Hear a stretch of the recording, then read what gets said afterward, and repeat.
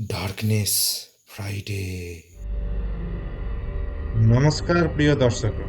आज आप darkness Friday stories का एक नया हॉरर एपिसोड सुनेंगे जिसमें कुछ भयानक डरावनी रहस्य छिपे हैं। चलिए शुरू करते हैं आज की नई हॉरर स्टोरी।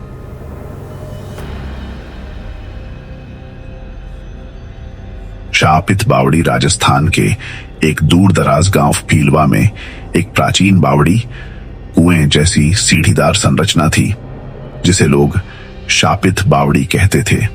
कहा जाता था कि रात के समय वहां कोई नहीं जाता। कुछ लोग कहते थे कि वहां से अजीब सी औरत की चीखें आती हैं, तो कुछ कहते कि वहां कोई परछाई पानी से झांकती है, लेकिन कोई सबूत कभी नहीं मिला। गांव में हाल ही में शहर से आया एक युवक था, अर्जुन। वह एक रिसर्च स्कॉलर था जो भारत की पुरानी स्थापत्य संरचनाओं और उनसे जुड़ी लोक कथाओं पर शोध कर रहा था। जब उसे शापित बावड़ी की कहानी पता चली तो उसका जिज्ञासु मन वहां जाने को मचल उठा। गांव वालों ने उसे बहुत मना किया। बावड़ी के पास मत जाना बाबूजी। कई लोग गए फिर लौटे नहीं। लेकिन अर्जुन ने बातों को अंधविश्वास मानकर अनसुना कर दिया। अर्जुन ने अपना कैमरा, टॉर्च और एक डायरी ली और दोपहर को बावड़ी की ओर निकल पड़ा। रास्ता सुनसान था, झाड़ियां, कंटीली बेलें और चारों ओर सन्नाटा। अंत में उसे वो बावड़ी दिखी, पत्थरों से बनी, गहराई में उतरती सीढ़ियां, और सबसे अजीब, उसमें पानी होने के बावजूद उसमें कुछ अजीब सी कालिमा थी।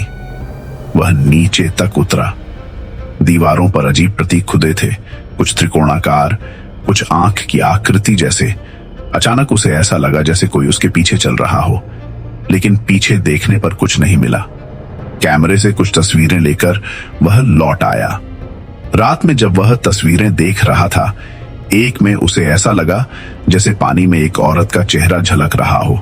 सफेद आंखें, उलझे बाल और एक भयानक मुस्कान। अर्जुन घबरा गया। उसने फोटो को झूम किया, लेकिन चेहरा धुंधला हो गया था। उसने सोचा शायद रोशनी का प्रभाव होगा, पर उसी रात उसके कमरे की खिड़की से किसी के गुनगुनाने की आवाज आई, मैं अब भी वहीं हूं। अर्जुन ने बाहर देखा, कोई नहीं था, लेकिन खिड़की के शीशे पर किसी की उंगलियों के निशान थे, भीगे हुए।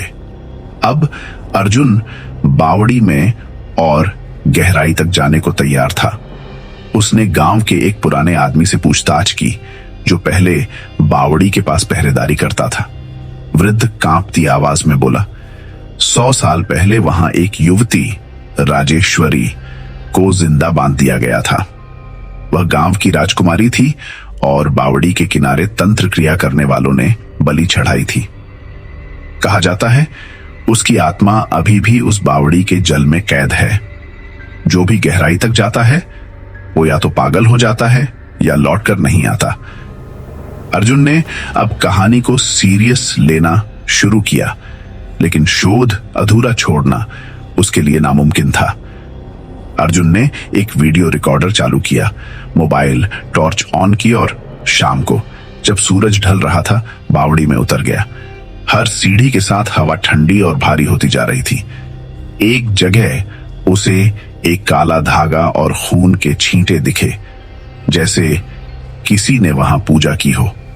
जैसे ही वह आखिरी सीढ़ी पर पहुंचा, पानी में से धीरे धीरे एक परछाई ऊपर उठने लगी। अर्जुन की सांसें रुकने लगी। वो परछाई कोई और नहीं, वही चेहरा था, वही औरत, राजेश्वरी। उलझे बाल, चेहरा पानी में टेढ़ा मेढ़ा और एक ऐसी मुस्कान जो किसी जिंदा इंसान के बस की बात नहीं। राजेश्वरी बोली, मैं 100 साल से यहां बंद हूं। अब तू आया है, मुझे ले चल अपने साथ। अर्जुन कांपता हुआ पीछे हटा, लेकिन पीछे जाने का रास्ता धुंधला हो गया।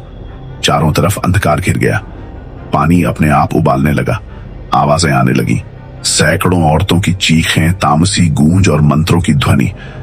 अर्जुन ने अपनी टॉर्च फेंकी और दौड़ने लगा, पर सीढ़ियां जैसे बढ़ती जा रही थीं। वह कहीं नहीं पहुंच पा रहा था। तभी एक जोर की चीख के साथ सब शांत हो गया।